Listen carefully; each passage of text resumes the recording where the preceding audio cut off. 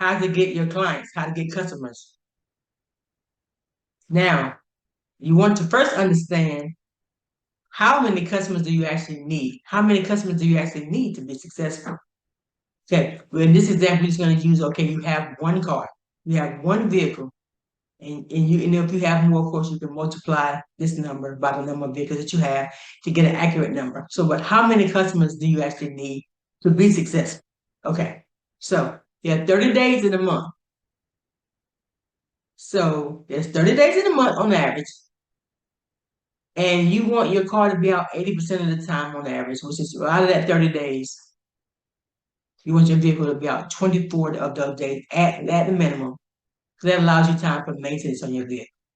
Yeah, you're thinking, no, I want my car to be out 30 of the 30 days, but I don't think that's a good idea because you're not allowing maintenance, and then without maintenance being factored in, then how are the vehicle, the longevity of the vehicle would be compromised. So you do want to allow time for maintenance. It might not be 6 days, but if you have your car out 24 days out of the 30, that's a good profit margin for you.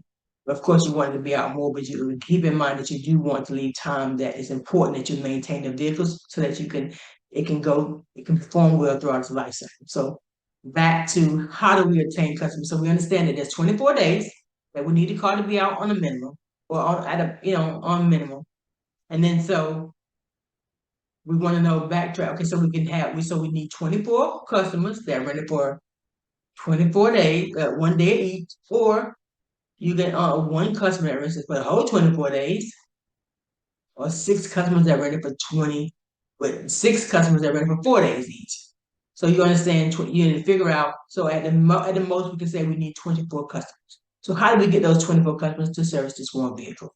What we can do is, first you want to start out with your warm market, or the people that you directly know, that you could directly come in contact with. Have you shared your business on your social media page? Most people, it's easy for people to promote a job promotion, but a lot of people that on your page and your circle don't even know what you do. And that is that's a big no-no if you want to be successful in business. So promote on your social media page. You have to post every day. Stay in the front of their mind.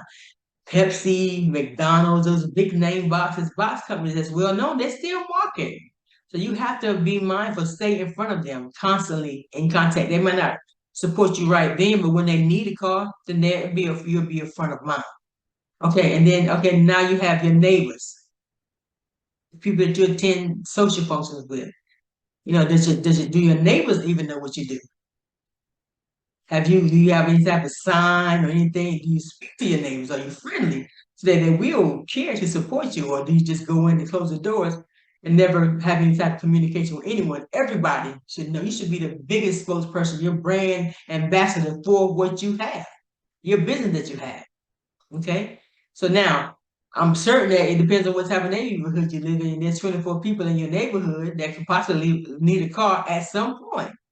They're gonna have an accident. They're gonna have breakdowns. They're gonna have, car repairs. They're gonna need to go out of town, and maybe their car is an in-town car. That's not one they feel comfortable going out of town. So, if you let the people in your circle know, again, everybody that's coming to you, everybody you see is, hey, how you doing?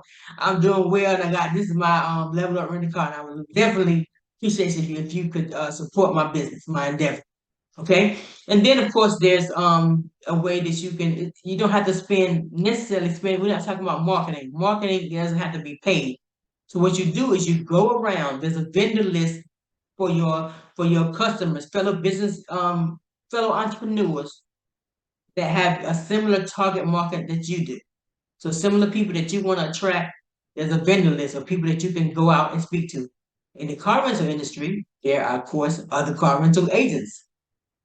Now, it may be seen like counterintuitive. Why would I go to them to tell them they're not going to see many customers? I beg to differ. I started out a small car company, had 5 cars, but I went over to Enterprise, the big box company, and I told them about my service.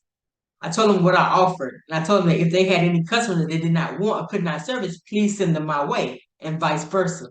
So I built the bridge with the big boy. So they're not gonna always have cars. They're not gonna always have cars. So they have a greater marketing budget than I did. So of course I can get their overflow. I constantly went by and had a piece of personality and spoke with them, took them donuts sometimes, just went by to speak, chop it up with them. And then they sent me customers. You network, you go to dealerships, you talk to insurance companies. They have people that get in accidents and they need what I call insurance replacement vehicles, and they can be one of your outsource partners. They can call you and say, hey, I got this customer that needs a car, for 30 days in the rental, and there you go. You have a car and you can get customers that way. And then once it's your job, other people can send them in, but your job is to retain them, and you actually get the customer that needs a car without you having to do a marketing budget. You're just going by speaking to people and networking. So you got mechanics, obviously mechanics that have people that need cars that in service. They're bringing cars in service for repair, and you can also set up set up a contract with them to where they can build your car into their price that they charge the customer as a kickback. So you have to say they need an engine repair. It's gonna be at least 7 days. Well, it's gonna be $700 for the engine repair.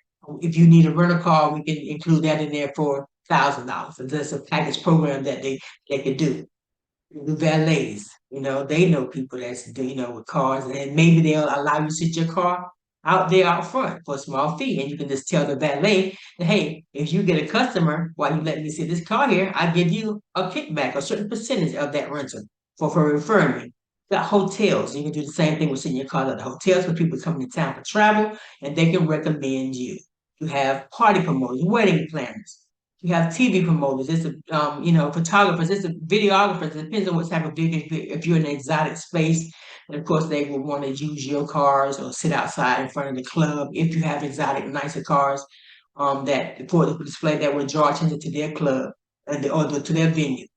And then you want to do, you know, rim shops. You want to do wrap shops when people taking their vehicle in to have the vehicles wrapped. So just do your due diligence and go around and speak to everybody and get partners so that you can refer customers back and forth to each other. You have a customer that they could use their service and you gladly refer it, and then you can have a kickback to each other. Say, hey, my car is normally $70. I'll give you $20 for every customer's that every day that they rent. So that would incentivize people to, a referral program. So that would incentivize people to send people your way. And then, of course, you can ask for customers when they come in. You always, always, always, always ask for a 5-star review. So you can incentivize your customers that come in once you get them to say, hey, in exchange for a discount on the next rental, you can go ahead and leave me a 5-star review. And I'll send you 10, 20% off your next rental. So that way, that's customer retention. So, people are always seeking out new customers, but once you get a customer, if you treat them well, provide exemplary service, then you always have a pool from which to pull from and your customer. And of course now if you have a customer that's not necessarily up to your standard of your ideal customer, so you wouldn't necessarily offer them that as a discount on the next return. You just be happy that they came back with a car, and you might not want to offer them a discount for the next time because you really hope they don't come back, So you just want to be mindful of the customers and the standard, that the minimum standards you want your customers to have and everything like that. But it's a plethora of ways that you can do organically without having to invest a lot of money. And so if in advertising and marketing, because to get it, because you're competing against a big market. But when you have the personal relationships with people and they recommend you, you don't have to work hard for them because it's already, hey, go see my girl Rhonda, go see John. And it's not a question because they already trust the person that is making a referral. So you want to build a network, a relationship of people that are your industry specific. Y'all have a similar target market, and you will never have a problem with getting customers, no matter what industry, what area you're in. You couldn't. It's not necessarily in a big city, but it's relationships is the name of the game. Relationships, and you want to build a network of people, and have them to send you customers. And be your turn the people into your raving fans. I'm Rhonda Mills brand, and this is how you get, keep, and retain customers.